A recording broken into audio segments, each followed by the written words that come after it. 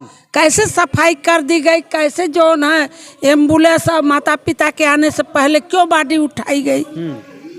ये बिल्कुल सवाल के घेरे में है भैया। हमारी एक सोच ये थी कि अगर जिसने जो भी प्रताड़ना किया, यह सारी बातें घर रोज जाती अपने माता पिता से कह करके थाने में, एसएसपी के यहाँ, डीएम के यहाँ दरखास्त देती कि ये स्कूल के प्रिंसिपल या शिक्षिका जो है हमारे साथ ऐसा ऐसा प्रताड़ना की है। लेकिन लोग जान देना आसान समझते हैं। साल की लड़कियां जो है मोबाइल पर क्या क्या कर रही हैं, और वो तो 17 साल की थी। 17 साल में तो हम लोग के जमाने में बच्चा पैदा हो गए थे। हमारी मौजूदगी है आजमगढ़ जनपद में, और आज आजमगढ़ जनपद में अति पिछड़ा और अति दलित महासंघ की बैठक, इनकी मीटिंग चल रही थी। महासंघ की संरक्षक हमारे साथ जुड़ने वाली हैं। श्रेया तिवारी के मामले पे क्या कहना चाहेंगी? बहुत बड़ी ये समस्या है। जैसा कि श्रेया तिवारी के बारे में जब हम लोग अखबारों में पढ़ा गया, हलचल वो पास ही की कि उसके साथ कोई अनहोनी हुई, इसलिए वह कूद गई।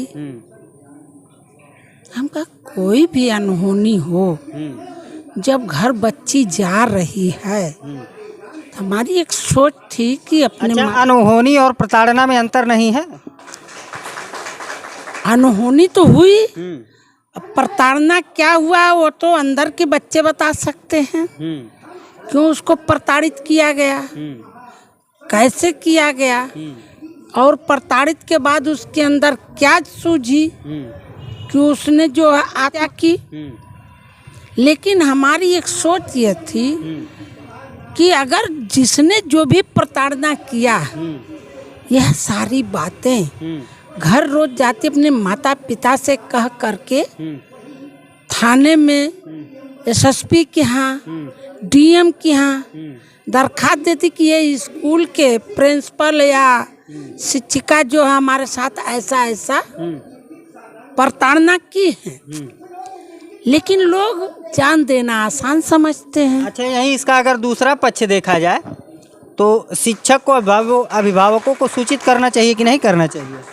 नहीं करना चाहिए। उसके बैग में मोबाइल और प्रोटेक्शन जैसी वस्तुएं प्राप्त होती हैं, तो इस बात की सूचना चूँकि जो वहाँ पहुँचा उसके बारे में वही जान सकता है। लेकिन हमारा मानना है कि यह बात सही है कि अभिभावकों को सूचित करना चाहिए। अब पता नहीं स्कूल किया सूचित कि नहीं किया। अब इसके बारे में जो सामने घटना है, माता पिता से जब राय ली जाती है, माता पिता से जानकारी ली जाती है कि विद्यालय प्रशासन की तरफ से आप लोग को जानकारी दी गई थी कि नहीं दी गई थी इस बात की, तो वो साफ मना करते हैं। तो यह तो सारे बच्चे बताएंगे कि वो स्कूल में अभिभावक जाते थे या नहीं जाते थे। वो तो स्कूल के बच्चे बच्चियां बता सकते। तो बच्चे तो नहीं बोल रहे हैं।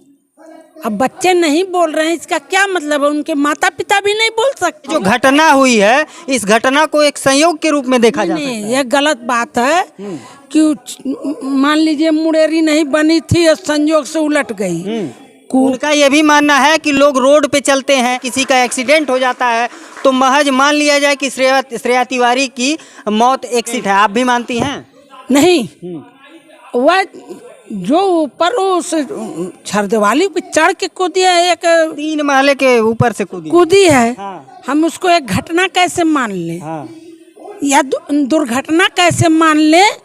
वह जो है उसको कुछ गलानी हुई होगी, जो भी उसके अंदर आया होगा, इसलिए उसने आत्महत्या की। हमारी तो ये मांग है कि इसकी जांच होनी चाहिए, जांच होनी चाहिए। अरे स्कूल वाले एकजुट हो गए, लेकिन हमारे कहने का मतलब है कि आज उस स्कूल ने ऐसा किया, आज तो उसके साथ यहाँ यह घटना हुई, कल दूसरे स्कूल में भी हो सकती है, तीसरे स्कूल में भी हो सकती है।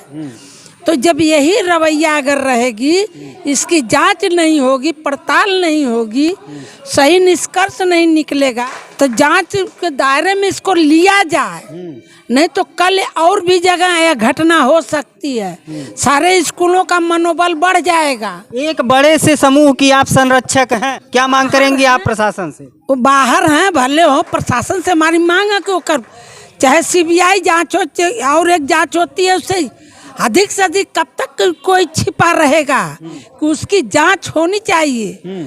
और जांच के दायरे में जो मिलता है, लोग मोर्चा खोल रहे हैं, आंदोलन कर रहे हैं, लोग सड़क पे उतर जा रहे हैं, इसमें आपका कोई रोल है? आप बिल्कुल रहेगा।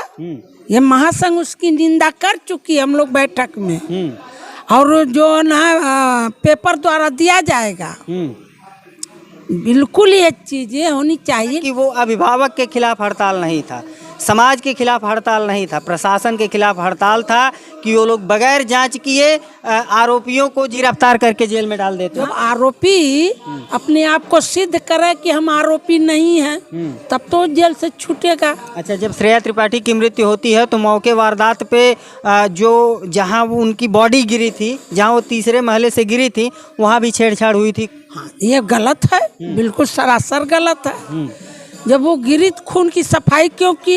इसके मतलब कि आपके अंदर खोट था, कैसे सफाई कर दी गई, कैसे जो है एम्बुलेंस और माता पिता के आने से पहले क्यों बॉडी उठाई गई? ये बिल्कुल सवाल के घेरे में है भैया। क्यों खून की सफाई की गई? पहला सवाल। वह गिरी तो पहला सवाल कि वहाँ जो खून या शरीर जो भी बिखरा, क्यों उसकी सफाई की गई?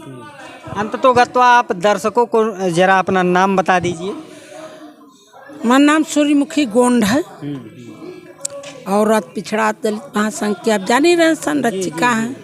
लेकिन आज का जो युग चल रहा है, पहले तो माता पिता अपने बच्चों को अपने घर में अच्छे संस्कार दे, अच्छे संस्कार देने के बाद स्कूल में पढ़ने के लिए इसीलिए भेजा जाता है कि जो सब्जेक्ट नहीं मालूम हो, हम उसकी फीस देते हो, पढ़ाई जाए। बिल्कुल, जो हमको जानकारी ना हो, वो स्कूलों से जानकारी हमारे बच्चों को प्राप्त हो।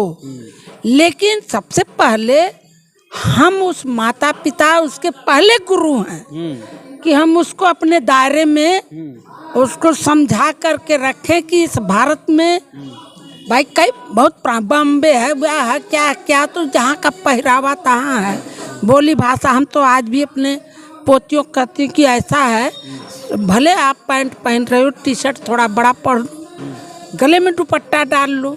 ये लिए कि बच्चियाँ जब पैदा होती हैं तो माता पिता के लिए वो बच्चा है, बड़ी होती हैं। जब बच्चियाँ जवान होती हैं तो माता पिता को ये लगता है, माता को भले लगे, पिता को लगता कि अब हमारी बच्ची बड़ी हो गई। उस लिहाज से उनको रखना चाहिए कि यानी देखी फैंसी में नहीं दौड़ाना चाहिए। अगर जो दौड़ाता है उसका भुक्तभोगी वह माता पिता है। तो श्रेया तिवारी तो अभी महज 16 या 17 साल की लड़की थी। अरे 15-13 साल की लड़कियां जो ना मोबाइल पर क्या क्या कर रही हैं, और तो 17 साल की थी। 17 साल में तो हम लोग के जमाने में बच्चा पैदा हो गए। बहुत बहुत धन्यवाद है आपका बातचीत करने के लिए। श्रेया तिवारी से संबंधित दलित महासंघ की संरक्षक हमारे साथ जुड़ी थी, इनकी कोई हम राय ले रहे थे। आपकी क्या राय है कमेंट करके ज़रूर बताइएगा। मिलते हैं फिर किसी नेक्स्ट वीडियो में, तब तक के लिए नमस्कार।